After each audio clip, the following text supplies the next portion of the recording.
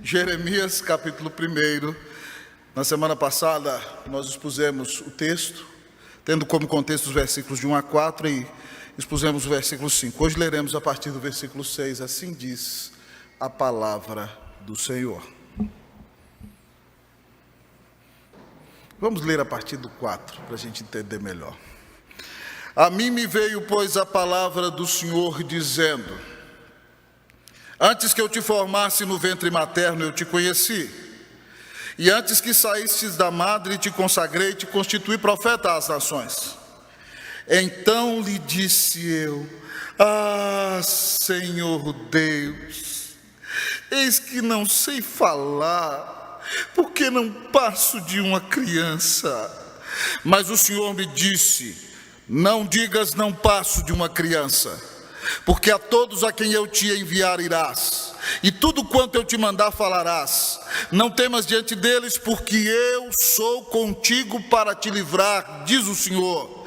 Depois estendeu o Senhor a mão, tocou-me na boca, e o Senhor me disse: eis que ponho na tua boca as minhas palavras. Olha que hoje te constituo sobre as nações e sobre os reinos, para arrancares e derribares, para destruíres e arruinares, e também para edificares e para plantares. Veio ainda a palavra do Senhor dizendo: que vês tu, Jeremias? Respondi: vejo uma vara de amendoeira.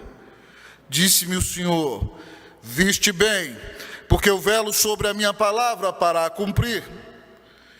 Outra vez me veio a palavra do Senhor dizendo: que vês?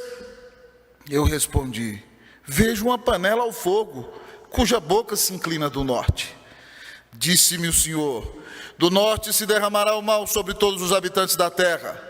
Pois eis que convoco todas as tribos dos reinos do norte, diz o Senhor, e virão, e cada reino porá o seu trono à entrada das portas de Jerusalém, e contra todos os seus muros em redor, e contra todas as cidades de Judá. Pronunciarei contra os moradores destas as minhas sentenças, por causa de toda a malícia deles, pois me deixaram a mim, e queimaram incenso a deuses estranhos, e adoraram as obras das suas próprias mãos. Todos comigo, 17 a 19. Tu, pois, cinge os lombos, dispõe-te e dize-lhes tudo quanto eu te mandar. Não te espantes diante deles, para que eu não te infunda espanto na sua presença. Eis que hoje te ponho por cidade fortificada, por coluna de ferro e por muros de bronze, contra todo o país, contra os reis de Judá, contra os seus príncipes, contra os seus sacerdotes e contra o seu povo. Pelejarão contra ti, mas não prevalecerão, porque eu sou contigo, diz o Senhor, para te livrar. Vamos orar ao nosso Deus, pedindo ao Senhor que fale mais uma vez bondosamente ao nosso coração. Pai, nós não somos nada diante de ti. Pai, nós somos pecadores. E se estamos aqui, ó Deus, ó Pai, é porque a tua graça tem nos sustentado. É porque a tua boa mão tem nos ajudado. É porque o Senhor não desistiu de nós. Deus amado, muito obrigado, porque grandes coisas fez o Senhor por nós. Por isso estamos alegres, como bem leu o nosso presbítero no primeiro salmo desta noite. Esse é um dia de muita alegria, dia de conquista, dia de vitória, dia de bênção, dia de gratidão, dia de louvor. Mas concluindo, Deus, ó Pai, esse dia e chegando ao final das celebrações de aniversário de nossa igreja, nós pedimos-te, Deus, que nos ajude a ser uma bênção nesses dias tão difíceis nos quais o Senhor nos colocou. Pai, faz de nós um vaso de bênção nas tuas mãos. Ó Deus, tem misericórdia de nós. Dá-nos, ó Deus, ó Pai, o enchimento do teu Espírito, a bênção de caminhar em fidelidade na tua palavra, a alegria do Senhor, Pai, e a certeza de que o Senhor está no controle de tudo, conduzindo a nossa vida, conduzindo a nossa história, conduzindo a tua igreja. Fala ao nosso coração, Pai, e nos abençoa. Nós oramos em nome de Jesus. Amém. A igreja pode sentar-se.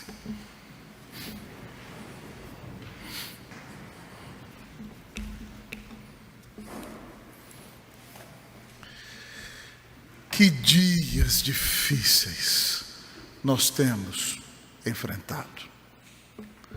Uma pandemia do coronavírus, na qual nós vimos o Senhor levar muitas pessoas conhecidas, amadas e algumas delas próximas de nós.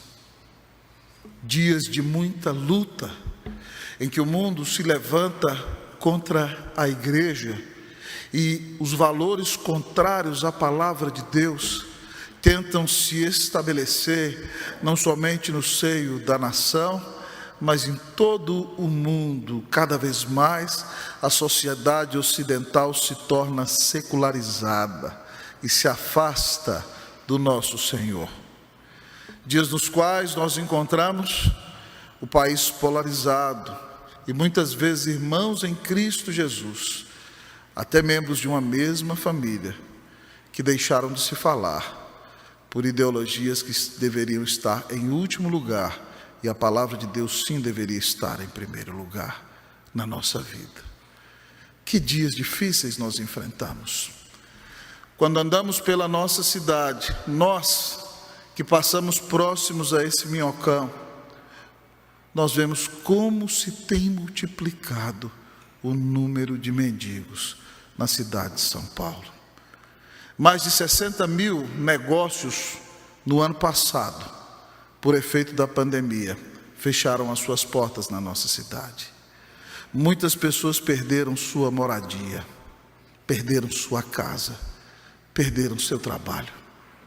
E nós estamos aqui, como Igreja de Cristo Jesus, vivendo nestes dias tão difíceis.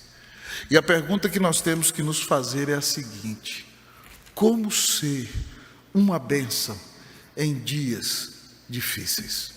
Como nós podemos ser uma bênção em dias tão difíceis? É isso que também Jeremias tem que responder. Jeremias viveu em dias muito difíceis. Ele começa o seu ministério no ano 626 a.C., e ele estava vivendo um avivamento nos dias do rei Josias, o povo se voltando para o Senhor.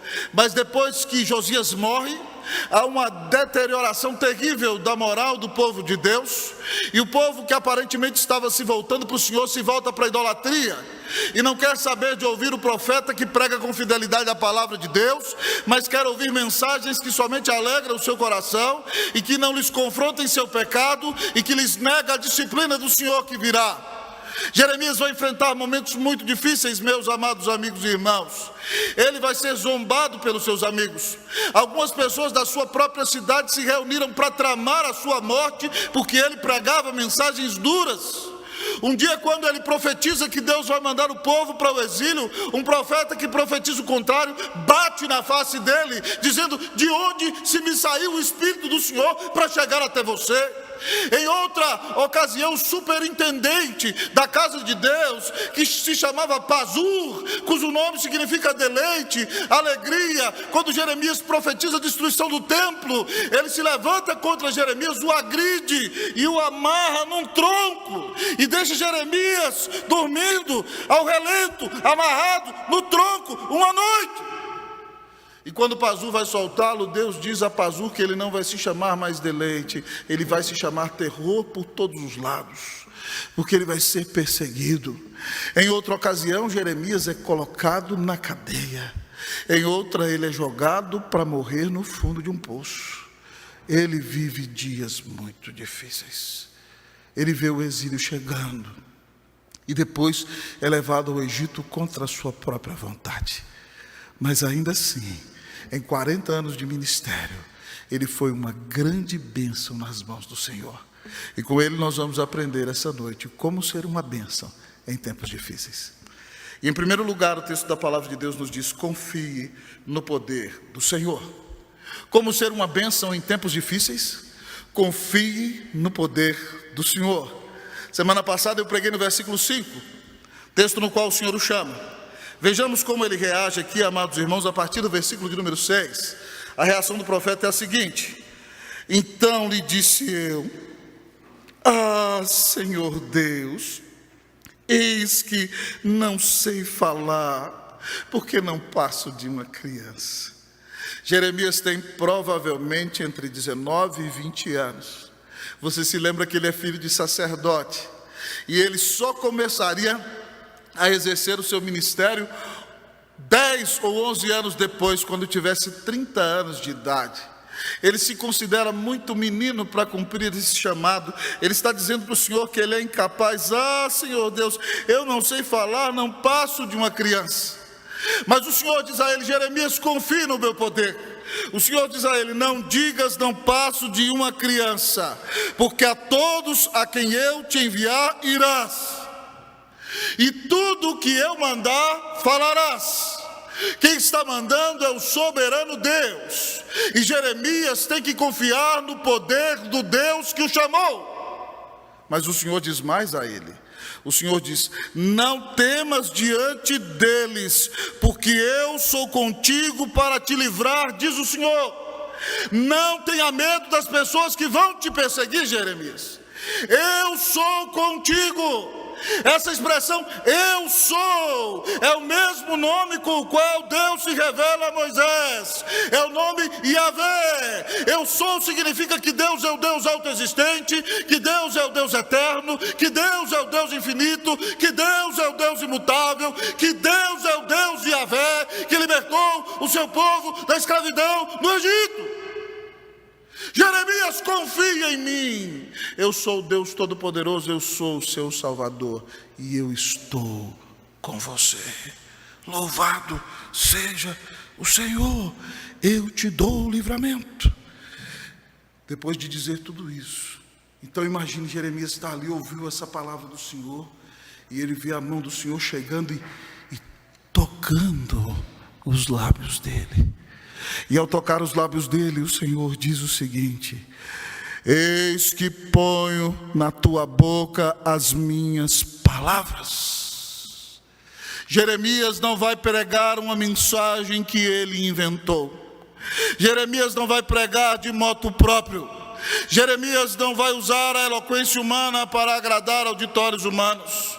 Jeremias não foi chamado para filosofar e marcar a história como Sócrates, Platão e Aristóteles e muitos outros. Jeremias é chamado para pregar com fidelidade a palavra do Senhor. O Senhor coloca na sua boca as palavras de Deus, e o Senhor diz a ele: olha que hoje te constituo sobre as nações e sobre os reinos, para arrancares. Como é que Jeremias vai fazer isso? Com a pregação firme. A pregação de Jeremias vai arrancar as raízes da idolatria do povo de Deus. O Senhor diz: você vai derrubar as muralhas da hipocrisia, Jeremias. Você vai destruir. A sua mensagem vai confrontar o pecado e vai destruir toda a infidelidade do povo de Deus. Você vai arruinar. Mas para que ele não pense que a mensagem dele só tem esses 4 verbos tão impactantes, o Senhor diz para ele também que vai ter edificação. O Senhor diz para ele também para edificares e para plantares. O povo de Deus vai ser abençoado através da pregação de Jeremias. E para que Jeremias não tenha dúvida, o Senhor manda Jeremias literalmente se vestir como se ele fosse um soldado. A partir do versículo 17, o Senhor como que diz a ele: Jeremias, coloque a sua armadura, Jeremias. Olha aqui: tu, pois, cinge os lombos, dispõe-te e dize-lhes tudo quanto eu te mandar. E aí Deus diz a ele: não te espantes diante deles, para que eu não te infunda espanto na sua presença. Deus está dizendo a Jeremias: não tenha medo das pessoas às quais você vai pregar, porque senão eu vou te envergonhar na presença deles. Se você não confiar no meu poder, se você não confiar que eu estou ao seu lado, que eu cuido de você, que eu estou capacitando e abençoando vocês, eu é quem vou te envergonhar, Jeremias. E o Senhor diz a ele: eu te coloco hoje como uma cidade fortificada. Deus diz a Jeremias: você é como uma cidade com uma grande muralha. Eu te coloco como uma coluna de ferro, ninguém vai poder derrubá-lo. Você é como uma muralha de bronze. Você está contra todos os países, os reis de Judá, os seus príncipes, contra os sacerdotes, contra o povo. E ele diz a Jeremias: eles vão pelejar contra você e não vão prevalecer, porque eu sou contigo, diz o Senhor para te livrar. Meus queridos irmãos e irmãs, tal como Jeremias, nós temos que aprender a confiar no poder do Senhor. Nós muitas vezes olhamos para as circunstâncias e agigantamos as circunstâncias. Nós olhamos para os problemas que estão ao nosso redor e nós dizemos: meu Deus, eu não poderei derrotar esse gigante.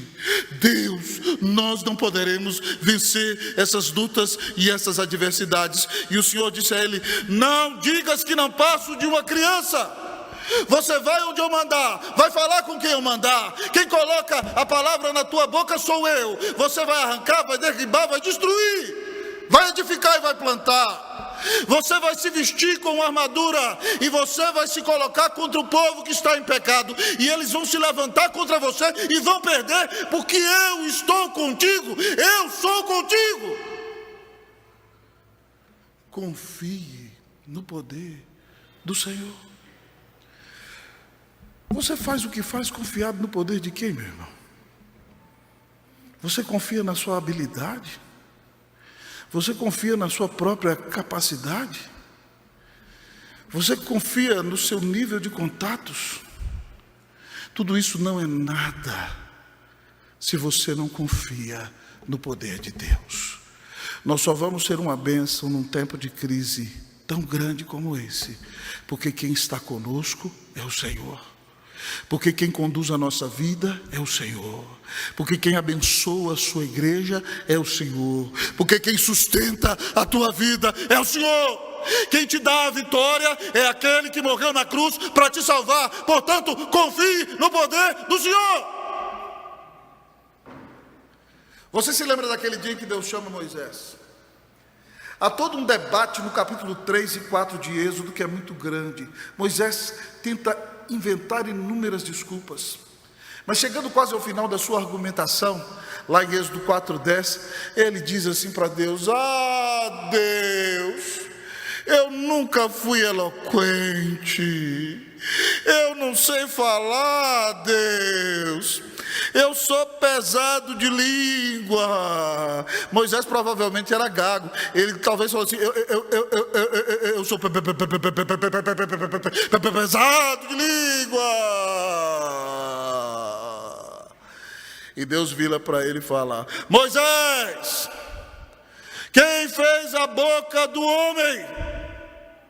Quem fez o mudo ou o surdo? Quem fez aquele que enxerga e aquele que vê? Não sou eu, o Senhor. Eu vou colocar na minha boca as tuas palavras. Nós devemos confiar no poder do Senhor. Certa vez, amados irmãos, no século XX, um dos maiores pregadores do século XX foi o reverendo Donald Ray Barnhouse, pastor da 10ª Igreja Presbiteriana da Filadélfia.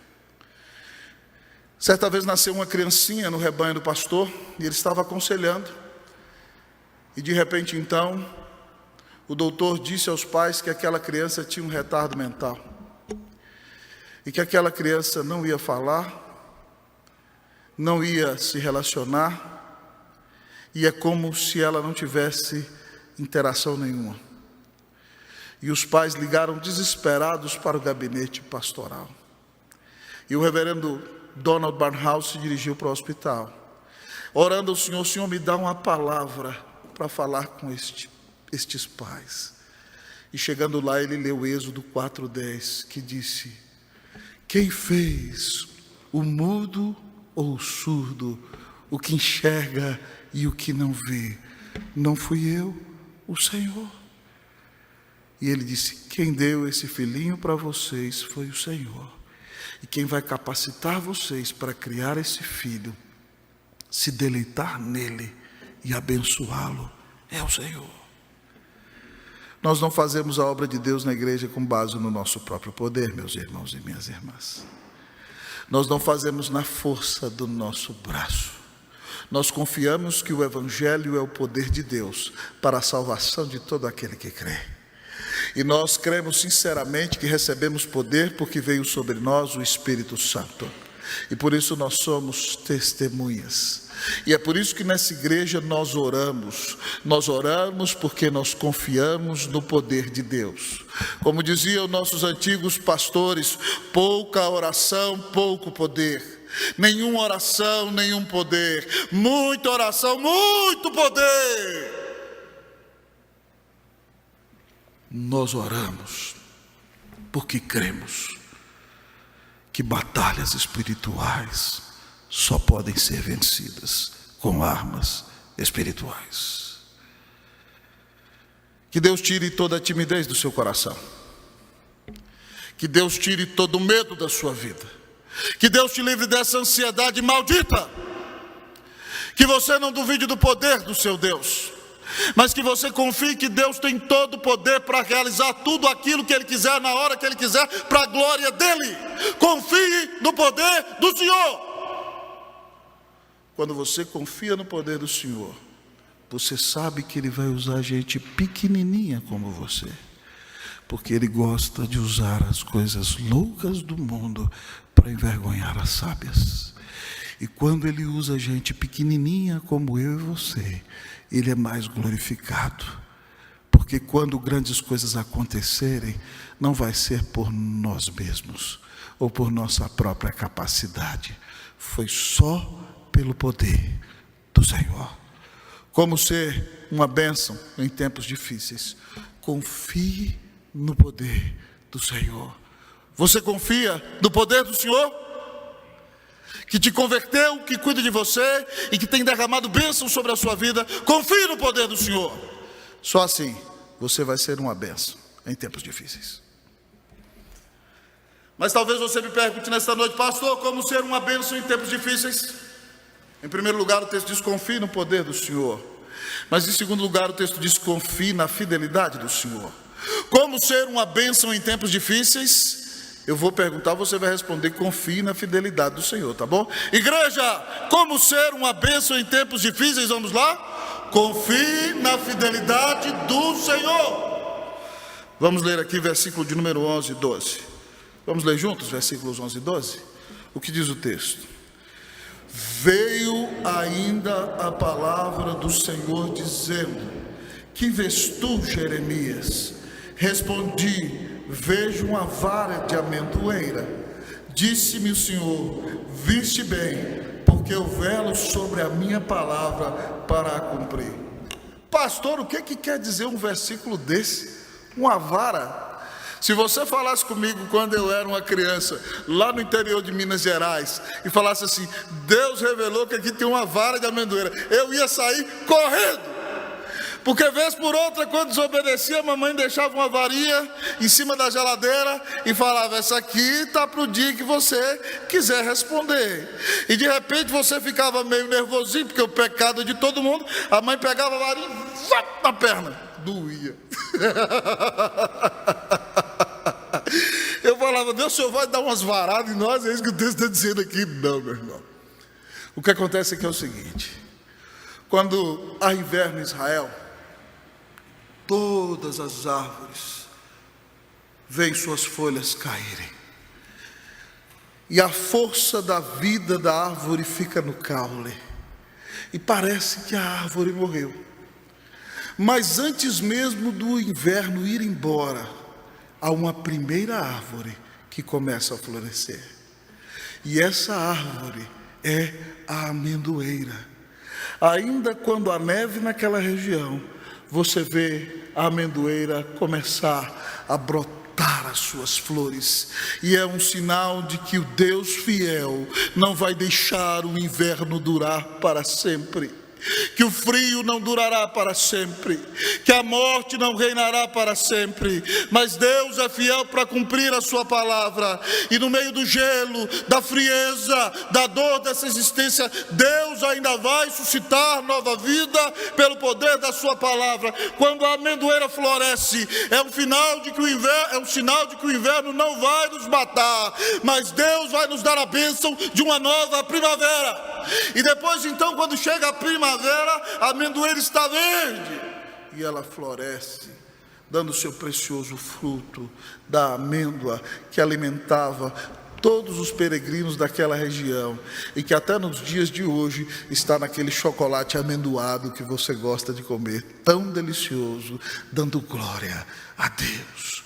Quando nós olhamos para esse texto e Jeremias vê aquela vara de amendoeira, ele está dizendo que o inverno não durará para sempre, a morte não durará para sempre, a perseguição não durará para sempre, a destruição não durará para sempre, mas há uma esperança. Depois do inverno, depois do inferno que nós enfrentamos nesse mundo, a palavra de Deus vai florescer, a graça de Deus vai se manifestar, e nós veremos a bondade do Senhor aqui e na eternidade, para a honra e para a glória do nome do Senhor, porque Deus é fiel e cumpre a sua palavra.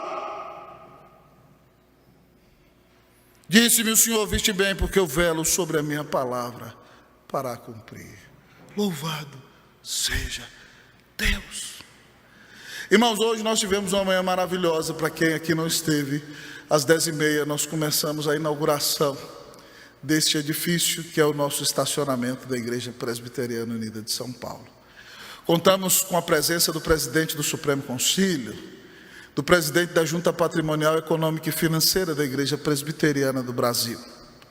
Orou o nosso presbítero Cleverson, orou o presbítero Renato, reverendo Roberto trouxe umas palavras, nós cantamos o hino 299, eu conto com esse relatório dos meus presbíteros para a próxima ata do conselho, detalhadamente, mas antes de nós consagrarmos o edifício, nós cantamos aquele hino maravilhoso, o hino 32, que no seu coro diz: Tu és fiel, Senhor. Vamos lá?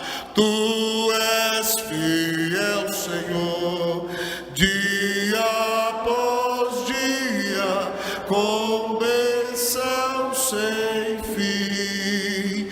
Tua mercê nos sustenta e nos guarda.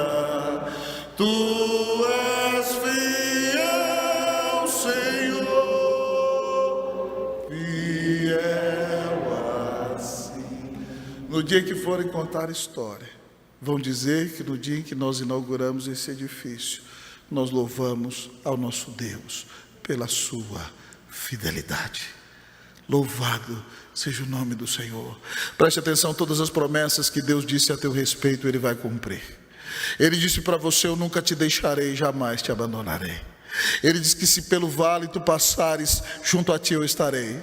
Ele disse que ainda que você ande pelo vale da sombra da morte, você não precisa temer mal algum, porque Ele está contigo, vai te consolar com sua vara e o seu cajado. Ele disse que estará com você todos os dias, até a consumação dos séculos, enquanto você cumprir com fidelidade a sua obra. Ele disse que vai suprir todas as suas necessidades em Cristo Jesus. E Ele disse que você pode ter certeza, como Paulo teve, de que nem a morte, nem a vida, nem os anjos, nem os principados, nem as coisas do presente, nem do porvir, nem poderes, nem altura, nem profundidade, nem qualquer outra criatura, nada poderá nos separar do amor de Deus que está em Cristo Jesus, nosso Senhor. Nada poderá separar você de Jesus, nem a morte, nem a vida, nem o coronavírus, nem crise financeira, nem crise política, nem traição, nem crise familiar, nem briga, nem tiro, nem bala, nem corrupção, nem cracolândia. Nada poderá separar você do amor de Deus que está em Cristo Jesus. Confie na fidelidade do Senhor. O seu Deus é o Deus fiel. Ele nunca vai deixar você, Ele nunca vai te abandonar. Toda a glória seja dada ao Senhor. Você tem sido uma bênção nesses tempos difíceis? Como ser uma bênção em tempos difíceis? Confie no poder do Senhor. Confie na fidelidade do Senhor. Mas, pastor, como ser uma bênção em tempos difíceis? O texto nos diz, em último lugar, confie na soberania do Senhor. Vou perguntar à igreja: como ser uma bênção em tempos difíceis? Você vai responder, sabe o que, né? confie na soberania do Senhor. Tá bom? Estou dando a cola, vamos lá. Igreja, como ser uma bênção em tempos difíceis? Vamos lá? Confie na soberania do Senhor. Agora olha para o seu irmão que está do seu lado. Se ele está do seu lado, você pode tocar nele. Ele é da sua família, da sua proximidade.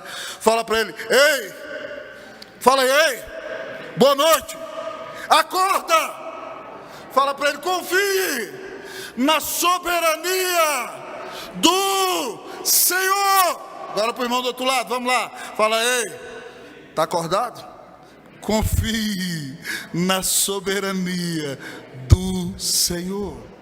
Louvado seja Deus. Irmãos, se nós olharmos para o versículo 13 em diante, nós vamos ver essa grande mensagem. Deus pinta um quadro diante de Jeremias e pergunta para ele: o que você está vendo, Jeremias? E ele disse assim: eu vejo uma panela grande, que está no fogo, cheia de água fervendo, e a boca dela está virando do norte aqui para baixo. E o Senhor disse para ele: do norte se derramará o mal sobre todos os habitantes da terra. Pois eis que convoco todas as tribos dos reinos do norte, diz o Senhor, e virão cada reino, porá o seu trono à entrada das portas de Jerusalém, contra todos os seus muros em redor, e contra todas as cidades de Judá. Deus está falando aqui, amados irmãos, do reino da Babilônia. A Babilônia destruiu a Assíria, e o seu exército está aumentando, e ela se tornou a grande potência mundial.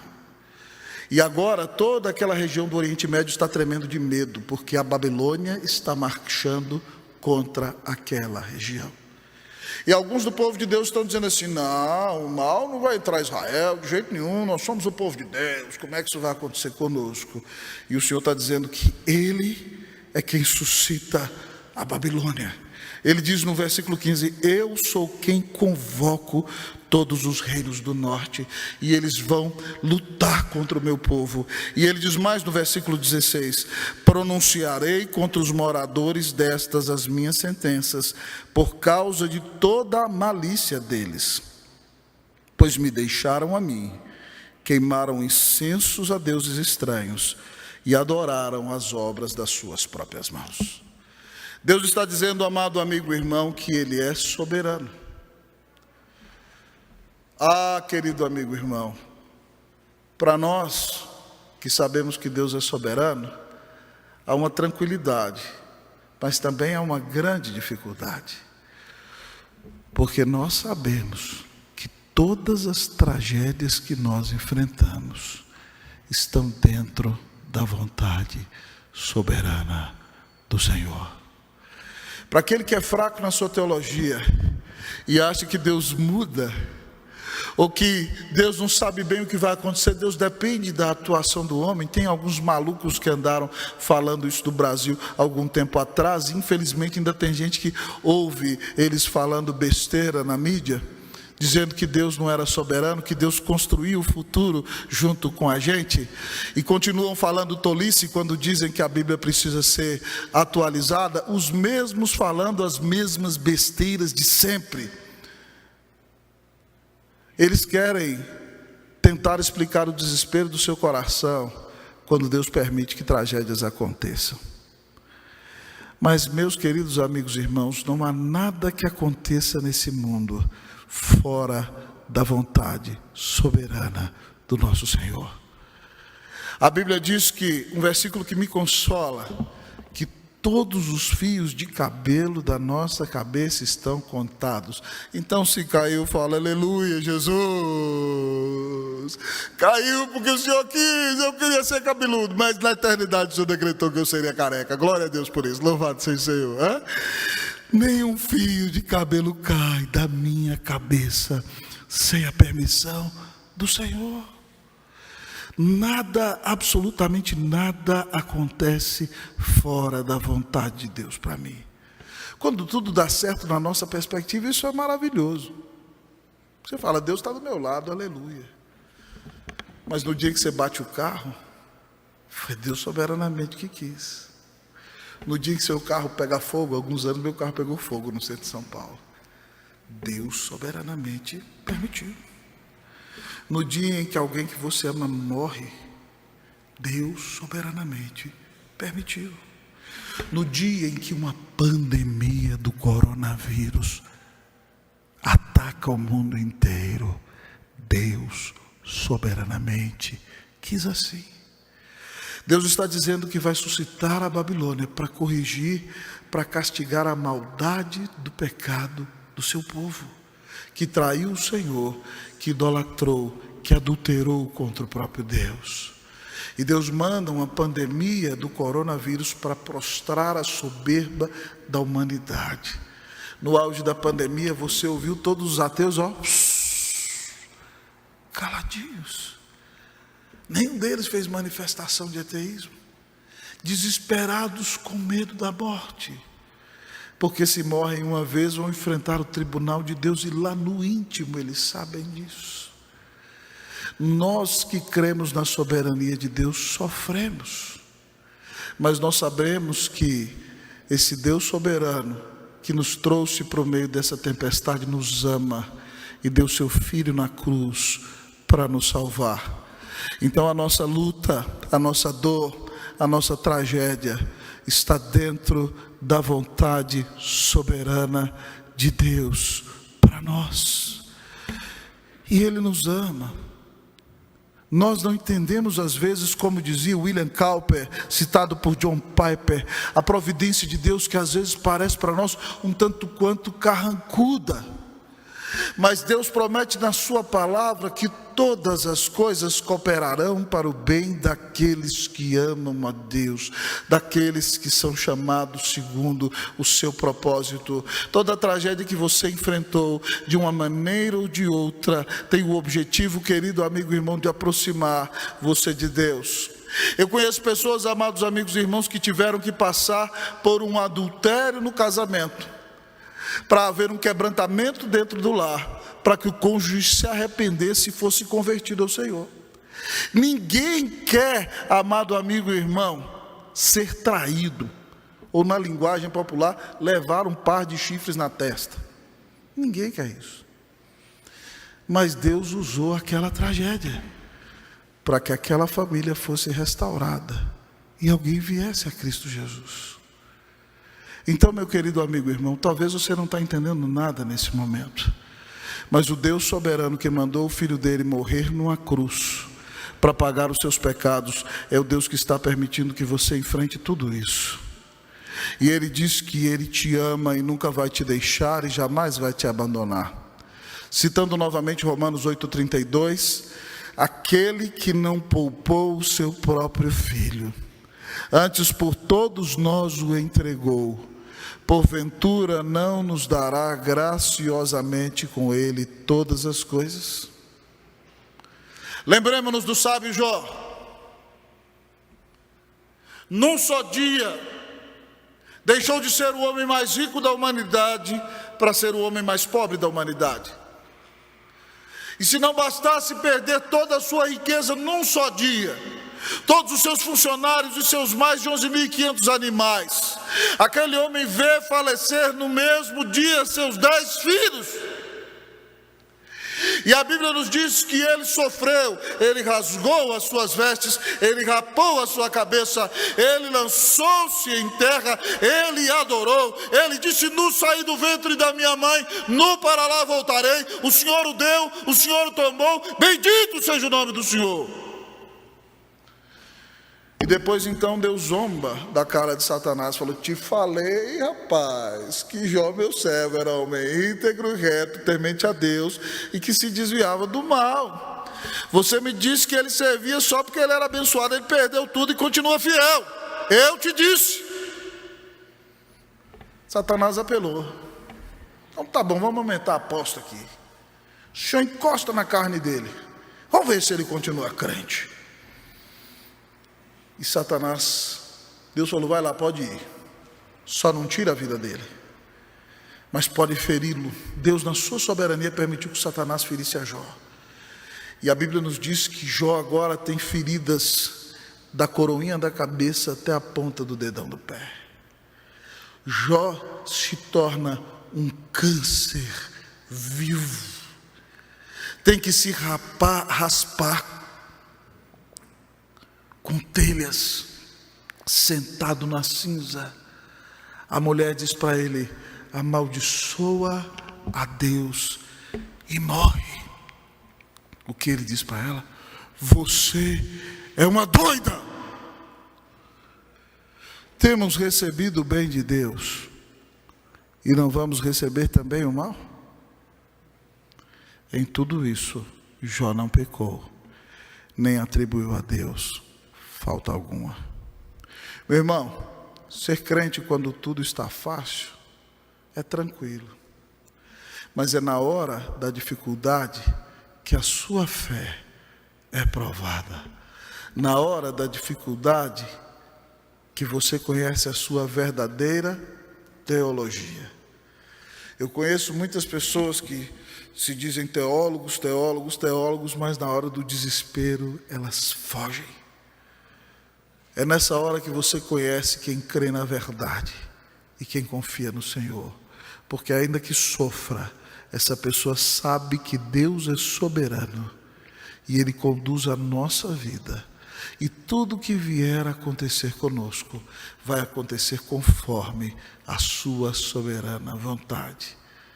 Talvez você me diga, uau, pastor, Deus é soberano, mas eu não sei o dia de amanhã.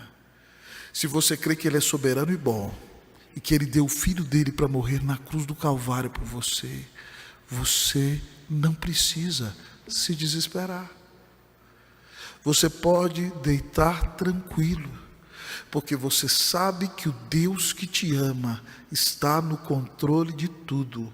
E Ele disse para você, eu nunca te deixarei, jamais te abandonarei.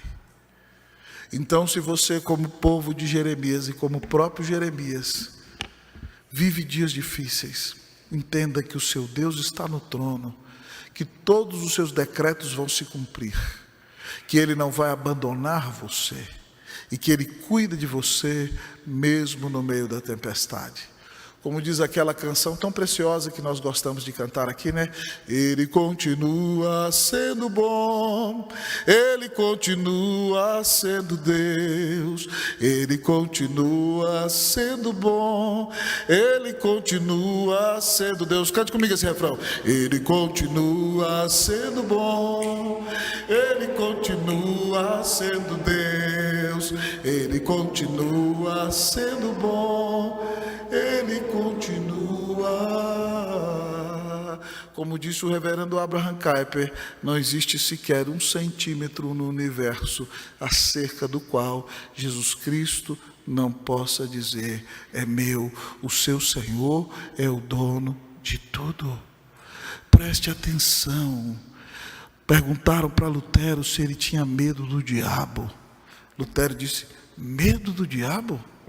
Satanás não passa de um cachorro na corrente de Deus.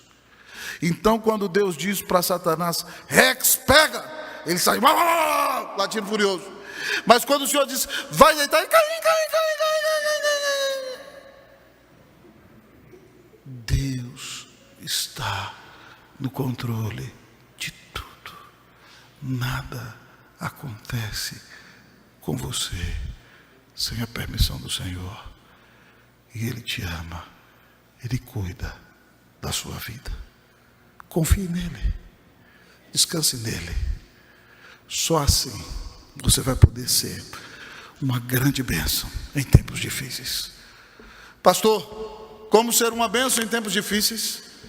Confie no poder do Senhor, confie na fidelidade do Senhor, confie na soberania do Senhor. Que Deus faça de você, faça da sua família, faça desta igreja uma grande bênção em tempos difíceis. Essa é a minha oração, em nome de Jesus. Amém. Que Deus te abençoe, em nome de Jesus. Amém.